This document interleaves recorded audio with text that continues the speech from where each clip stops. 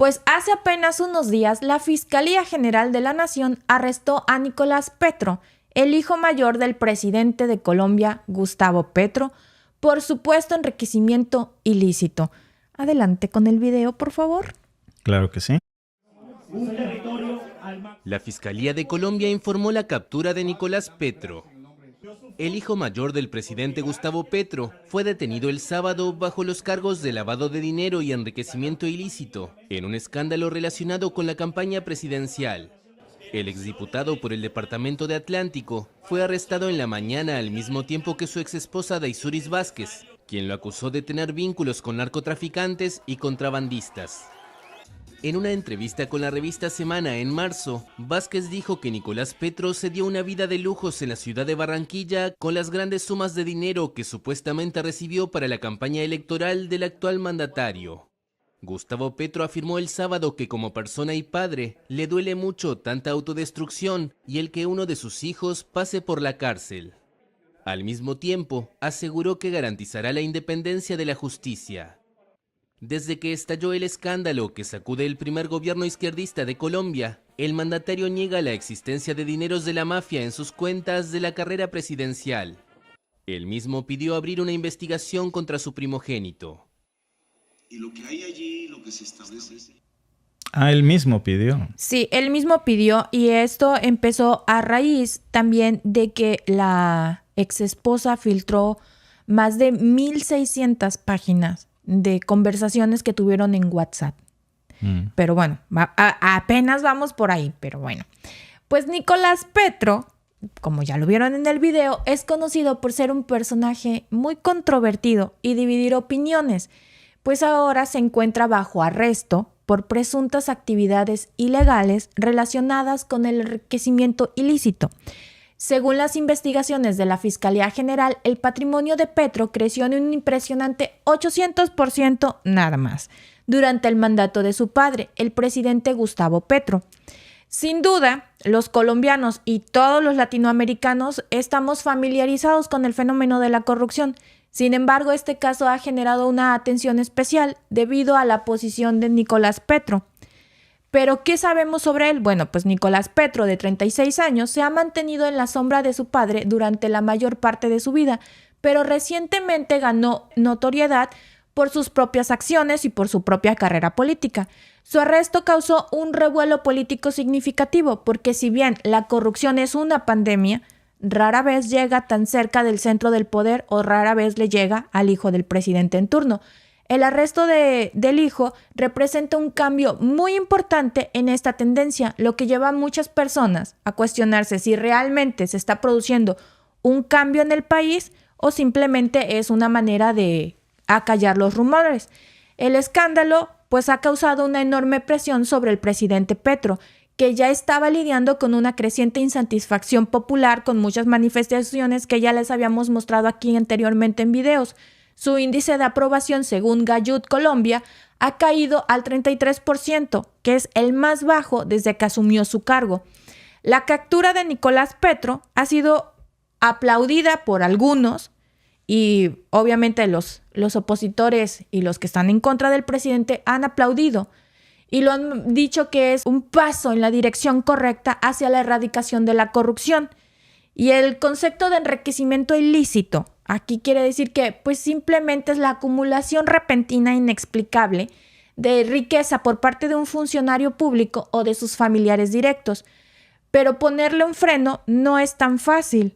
Según Transparencia Internacional, Colombia ocupa el puesto 96 de 180 países en el índice de percepción de la corrupción en este 2023, y un informe del 2022 de la Comisión Internacional contra la Impunidad en Colombia, el CICIG, reveló que el 60% de los contratos públicos en Colombia muestran signos de corrupción. Así que es un tema delicado. La audiencia de amputación de cargos a Nicolás Petro fue el día de hoy en la mañana.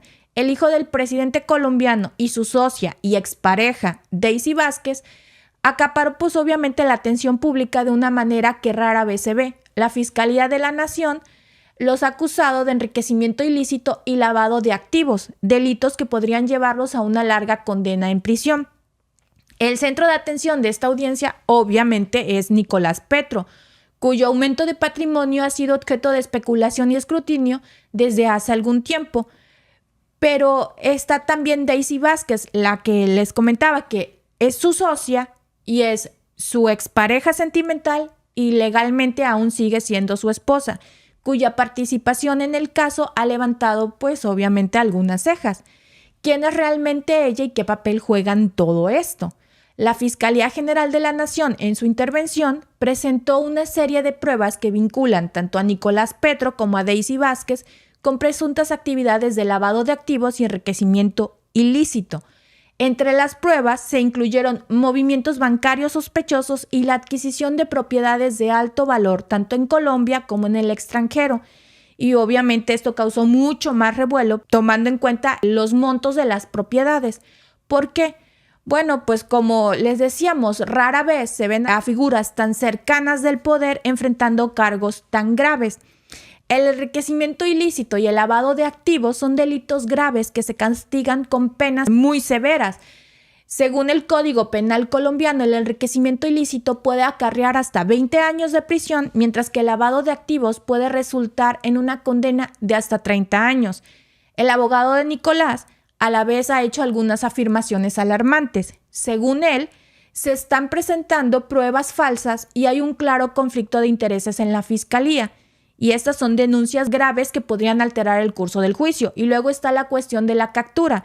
Según la defensa de Nicolás, el hijo del presidente, Nicolás Petro, afirma que la detención es innecesaria y que según ellos esto apunta más bien a una persecución con fines políticos. Además, debemos considerar el papel de Daisy Vázquez, como les decía, esposa, legalmente esposa y expareja sentimental de Nicolás Petro, el hijo del presidente. La fiscalía sostiene que las cuentas de Vázquez reflejan un incremento patrimonial no justificado de nada menos y nada más de 3,000 millones de pesos colombianos. Y a ello además se le suma la adquisición de propiedades valoradas en más de 1,000 millones de pesos colombianos. Vázquez a lo largo de los años ha desempeñado diversos roles en la vida política y empresarial de Colombia, que incluyen su participación en empresas de construcción, de minería y sin embargo, algunos de estos negocios pues ahora están obviamente bajo la lupa de la justicia y las transacciones y contratos que alguna vez parecieron normales, pues las están examinando muy cuidadosamente en busca de irregularidades. Según también informes, ella ha estado activamente involucrada en las defensas legales de su actual esposo, incluso sosteniendo reuniones claves con abogados, con consultores. Su papel ha sido en esta historia, obviamente, un factor crucial que puede desentrañar pues muchos misterios de esta compleja trama, sobre todo cuando ella filtró muchas conversaciones muy que incriminan supuestamente al hijo del presidente. Sin embargo, el abogado de Nicolás Petro y Laura Ojeda, que es la actual pareja sentimental de Nicolás, ha denunciado que durante el proceso de captura se vulneraron los derechos de los defendidos, de sus defendidos, alegando que fueron grabados en ropa interior en un acto que consideran una violación de sus derechos humanos fundamentales. Para entender esta situación, debemos considerar el marco legal que rodea estos casos. La ley colombiana es muy clara al respecto. El Código Penal de Procedimientos, en su artículo 250, establece que todo registro personal debe realizarse respetando la dignidad humana, además debe hacerse sin causar humillación o vergüenza al afectado. Entonces, hay que tener en cuenta que la Fiscalía afirma que durante la captura se realizaron varias grabaciones de video con el fin de garantizar la transparencia del proceso.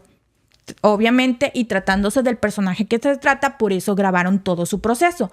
Pero por otro lado, los abogados y la pareja sentimental de Nicolás Petro sostienen que las grabaciones fueron hechas con la intención de humillarlos. Y entonces estamos frente a una clara violación de los derechos humanos y una grave falta de profesionalismo si esto resulta ser cierto. Si la fiscalía los grabó con este fin, estaríamos frente a eso. Pero si no fue con esto y se demuestra que las grabaciones fueron realizadas en el marco del procedimiento normal y con el objetivo de garantizar la transparencia del proceso, la obviamente la transparencia y todo llevado bajo la ley de la detención, pues la acusación de la defensa podría ser vista como un intento de desviar la atención de las graves acusaciones que pesan sobre los detenidos y de desviar toda la atención y todos los focos hacia el lado de su atropello de sus derechos humanos básicos. Claro, pero fíjate que yo sí veo aquí un tufillo de revancha política, ¿eh? Hace unas semanas, tal vez un mes, Petro había prácticamente acusado al fiscal general de Colombia de convertirse en un vocero de la oposición, o sea, literalmente. Y había dicho que la fiscalía estaba realizando investigaciones selectivas y parcializadas para desacreditar a su gobierno. Hay que recordar que el gobierno de Petro es un gobierno de izquierda. Y fíjate que es muy, muy curioso cómo se está dando este fenómeno en donde, no lo digo yo, así se clasifica, se autoclasifica el gobierno de Petro como un gobierno de izquierda. Y el gobierno, por ejemplo, de Andrés Manuel López Obrador también se clasifica como un gobierno de izquierda. Y ambos acusan a los poderes judiciales de ser un poder de derecha o que obedece a intereses de derecha. Y entonces esto los vuelve prácticamente actores políticos más que poderes de facto. Y yo creo que ahí está donde muchos empiezan a cuestionar esta visión de justicia sesgada que no es independiente, pues, sino más bien una lucha de poderes entre el poder judicial y el poder ejecutivo, ¿no? Luego está este tema de México. ¿Se acuerdan ustedes, por ejemplo, de la reforma electoral, ¿no? Andrés Manuel había estado en el ojo del huracán con constantes enfrentamientos de Arturo Saldívar, que hacía señalamientos a Andrés Manuel y viceversa. Estábamos hablando del entonces ministro de la Suprema Corte de Justicia, ¿no? Y AMLO también, o sea, una historia un poco similar en el contexto de que había acusado a Saldívar de actuar en contra de los intereses de México y de prácticamente sostener un choque de poderes, ¿no? Entonces lo que estamos viendo, amigos, es una tendencia que vamos a tener que analizar más de cerca de por qué principalmente en los gobiernos de izquierda se dan estas confrontaciones con los poderes judiciales a los que estos gobiernos de izquierda clasifican como poderes de derecha, que no deberían de tener un bando ni de derecha ni de izquierda, porque pues se dice que la justicia es ciega. Pero yo sí veo aquí un tufillo de revancha política. Es difícil no verlo, ¿no, Alba? Claro, totalmente. Dice, muchas gracias a nuestro amigo y también moderador del canal Meteor Dreams por tu superchat. Y dice, esto me huele a manos de la CIA. Nada más digo. No puedo decir que el hijo del presidente es culpable, porque no me consta. Sí. Tiene derecho a un juicio justo. Y a la ley en Colombia es muy clara.